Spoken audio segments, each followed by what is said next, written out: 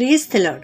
ಕ್ರಿಸ್ತನಲ್ಲಿ ಪ್ರಿಯ ದೇವಚಂದ್ರೆ, ನಿಮ್ಮೆಲ್ಲರಿಗೂ ಶ್ರೇಯಸ್ಸ ಕ್ರಿಸ್ತನ ಮಧುರ ನಾಮದಲ್ಲಿ ಶುಭ ವಂದನೆಗಳು. ಈ ದಿನದ ದೇವರ ವಾಕ್ಯ ಯೆಶಾಯನ ಪ್ರವಾದನೆ ಗ್ರಂಥ 61ನೇ ಅಧ್ಯಾಯ 7ನೇ ವಚನ. ನಿಮಗಾದ ಅವಮಾನಕ್ಕೆ ಬದಲಾಗಿ 2ರಷ್ಟು ಮಾನವನ್ನು ಹೊಂದುವಿರಿ. ನಾಚಿಕೆ ಪಟ್ಟದ್ದಕ್ಕೆ ಪ್ರತಿಯಾಗಿ ಇವರು ತಮ್ಮ ಸ್ವಾಸ್ಥ್ಯದಲ್ಲಿ ಹಿಗ್ಗುವರು. ಹೀಗೆ ತಮ್ಮ ದೇಶದಲ್ಲಿ 2ರಷ್ಟನ್ನು ಅನುಭವಿಸುವರು. ಇವರಿಗೆ ಶಾಶ್ವತ ಸಂತೋಷವಾಗುವುದು. Today's Bible verse, the book of Isaiah chapter 61 verse 7. Your shame and disgrace are ended. You will live in your own land and your wealth will be doubled. Your joy will last forever. ಹೌದು, ನಮ್ಮ ದೇವರು ಇವತ್ತು ನಿನಗೆ ಉತ್ತಮವಾದ ವಾಗ್ದಾನವನ್ನು ಕೊಡ್ತಾ ಇದ್ದಾರೆ. ಏನೆಂದರೆ, ನಿನಗಾದ ಅವಮಾನಕ್ಕೆ ಪ್ರತಿಯಾಗಿ 2ರಷ್ಟು ಮಾನವನ್ನು ಹೊಂದುವಿರಿ ಎನ್ನುವಂಥ ವಾಗ್ದಾನದ ವಾಕ್ಯವನ್ನು ದೇವರು ಇವತ್ತು ನಮಗೆ ಕೊಡ್ತಾ ಇದ್ದಾರೆ. ಪ್ರಿಯರೇ, ಈ ವಾಕ್ಯವನ್ನು ನಾವು ನಂಬೋಣ. ದೇವರು ಯಾರನ್ನು ಕರೆದನೋ ಅವರನ್ನು ನೀತಿವಂತರೆಂದು ಎಣಿಸುವನು ಎಂಬುದಾಗಿ ಸತ್ಯವೇದ ನಮಗೆ ಸ್ಪಷ್ಟವಾಗಿ ತಿಳಿಸ್ತದೆ. ದೇವರು ಇವತ್ತು ನಿನ್ನನ್ನು ಕರೆದಿದ್ದಾರೆ. ದೇವರು ಇವತ್ತು ನಿನ್ನನ್ನು ಅಮೂಲ್ಯನು, ಮಾನ್ಯನು, ಪ್ರಿಯನು ಎಂಬುದಾಗಿ ಎಣಿಸ್ತಾ ಇದ್ದಾರೆ. ದೇವರು ಇವತ್ತು ನಿನ್ನನ್ನು ತನ್ನ ಮಗು ಎಂಬುದಾಗಿ ಎಣಿಸ್ತಾ ಇದ್ದಾರೆ.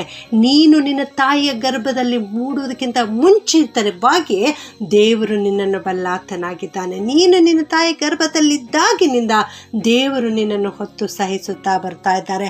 ಆದುದರಿಂದ ನೀನು ಚಿಂತೆ ಮಾಡುವುದು ಬೇಡ. ಅಂದು ಅಬ್ರಹಾಮನು ಕರ್ತನನ್ನು ನಂಬಿದನು, ಕರ್ತನು ಕೊಟ್ಟ ವಾಗ್ದಾನದ ವಾಕ್ಯವನ್ನು ನಂಬಿದನು, ಕರ್ತನು ಅದನ್ನು ನೀತಿ ಎಂಬುದಾಗಿ ಎಣಿಸಿದನು. ನೀನು ಕೂಡ ದೇವರು ಇವತ್ತು ನಿನಗೆ ಕೊಡುವ ಈ ವಾಗ್ದಾನದ ವಾಕ್ಯವನ್ನು ನಂಬು, ಅದನ್ನು ನೀತಿ ಎಂಬುದಾಗಿ ಕರ್ತನು ಎಣಿಸುತ್ತಾನೆ. ನಿಮ್ಮ ಮೇಲೆ ಬೇರೆಯವರು ದೂರನ್ನು ಹೊರಿಸುತ್ತಾ ಇರಬಹುದು, ಆದರೆ ನೀವು ಕಳವಳ ಪಡಬೇಡ್ರಿ. ನಿಮ್ಮ ಮೇಲೆ ಉಂಟಾಗಿರ್ತಕ್ಕಂಥ ಆಳವಾದ ಗಾಯಗಳನ್ನು ಎಣಿಸಿ ಅವುಗಳನ್ನೇ ಯೋಚಿಸ್ತಾ ಮನಗುಂದಿ ಹೋಗಬೇಡಿರಿ. ನೀವು ದೂಷಣೆಗೆ ಗುರಿಯಾಗುವಾಗೆಲ್ಲ, ನೀವು ಗಾಯಗೊಳ್ಳುವಾಗೆಲ್ಲ ನಿನಗಾಗಿ ಗಾಯಗೊಂಡಂಥ ಕ್ರಿಸ್ತನನ್ನು ಜ್ಞಾಪಿಸಿಕೊ. ಕ್ರಿಸ್ತನನ್ನೇ ನೋಡುವಂಥವನಾಗಿರು, ಯಾಕೆಂದರೆ ಕ್ರಿಸ್ತನು ನಿನಗಾಗಿ ಗಾಯಗೊಂಡಿದ್ದಾನೆ. ಒಳ್ಳೆ ಸಮಾರದವನ ಕಥೆಯಲ್ಲಿ ನಾವು ನೋಡುತ್ತೇವೆ. ಒಬ್ಬನು ರಸ್ತೆಯಲ್ಲಿ ಗಾಯಗೊಂಡು ಬಿದ್ದಿದ್ದನು. ಅಲ್ಲಿ ಒಬ್ಬ ಸಮಾರದವನು ಹಾದು ಹೋಗುತ್ತಾ ಇದ್ದನು.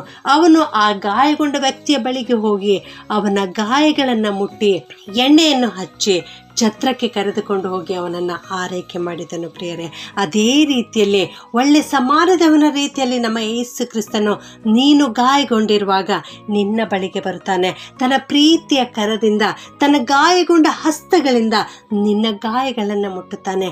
ಪರಿಶುದ್ಧಾತ್ಮನೆಂಬ ಎಣ್ಣೆಯಿಂದ ನಿನ್ನನ್ನು ಅಭಿಷೇಕಿಸುತ್ತಾನೆ, ನಿನ್ನನ್ನು ಸಂತೈಸುತ್ತಾನೆ. ನಿನಗೆ ತನ್ನ ತಂದೆಯ ಬಳಿಗೆ ಕರೆದುಕೊಂಡು ಹೋಗಿ ಶಾಶ್ವತವಾದ ಸಂತೋಷವನ್ನು ನಿನಗೆ ದಯಪಾಲಿಸುತ್ತಾರೆ. ನೀನು ಚಿಂತೆ ಮಾಡುವುದು ಬೇಡ. ಅಂದು ಫರಿಸಾಯರು, ಸದ್ದುಕಾಯರು ನಮ್ಮ ಯೇಸು ಕ್ರಿಸ್ತನನ್ನು ದೂಷಿಸಿದರು. ಇವನು ಬೆಲ್ಜೆಬೂಲನೆಂದರು, ಇವನು ಹೊಟ್ಟೆಬಾಕನೆಂದರು, ಇವನು ಭ್ರಷ್ಟರ ಗೆಳೆಯನು, ಇವನು ಪಾಪಿಷ್ಟ ಗೆಳೆಯನು ಎಂಬುದಾಗಿ ಅನೇಕ ವಿಧವಾಗಿ ನಮ್ಮ ಯೇಸು ಸ್ವಾಮಿಯನ್ನು ದೂಷಿಸಿ ಶಿಲುಬೆಗೆ ಜಡಿದರು. ಪ್ರಿಯರೇ, ಅಂಥ ಯೇಸು ಸ್ವಾಮಿ, ಈ ಎಲ್ಲ ಅವಮಾನವನ್ನು ಸಹಿಸಿಕೊಂಡ ಯೇಸು ಸ್ವಾಮಿ ಇವತ್ತು ನಿನ್ನ ಬಳಿ ಇದ್ದಾರೆ. ಇಂದು ನಿನಗಾದ ಅವಮಾನಕ್ಕೆ ಎಷ್ಟೋ ಹೆಚ್ಚಾಗಿ ನಮ್ಮ ಯೇಸು ಸ್ವಾಮಿ ಅವಮಾನ ಪಟ್ಟಿದ್ದಾರೆ. ಇದೆಲ್ಲವನ್ನು ಆತನು ಬಲ್ಲಾತನಾಗಿದ್ದಾನೆ. ಆತನಿಂದು ನಿನಗೆ ವಾಗ್ದಾನವನ್ನು ಮಾಡ್ತಾ ಇದ್ದಾರೆ. ನೀನು ಪಟ್ಟ ಅವಮಾನಕ್ಕೆ ಬದಲಾಗಿ 2ರಷ್ಟು ಮಾನವನ್ನು ಹೊಂದುವೆ ಎಂಬುದಾಗಿ, ನಿನ್ನ ಸ್ವಾಸ್ಥ್ಯವನ್ನು ನೀನು ಅನುಭವಿಸುವೆ, ನಿನಗೆ ಶಾಶ್ವತ ಸಂತೋಷ ಉಂಟಾಗುವುದೆಂಬುದಾಗಿ ದೇವರು ವಾಗ್ದಾನವನ್ನು ಕೊಡ್ತಾ ಇದ್ದಾರೆ. ನೀನು ಈ ವಾಗ್ದಾನವನ್ನು ನಂಬು. ನಿನ್ನ ಮೇಲೆ ಯಾರು ವ್ಯಾಜ್ಯವಾಡ್ತಾರೋ ಅವರು ನಿನ್ನ ನಿಮಿತ್ತ ಕೆಡವಲ್ಪಡುವರು ಮತ್ತು ನಿನಗೆ ವಿರೋಧವಾಗಿ ಕ್ರಿಯೆ ಮಾಡುವಂಥವರು ನಿನ್ನ ಪಕ್ಷಕ್ಕೆ ಸೇರಿಕೊಳ್ಳುವರು.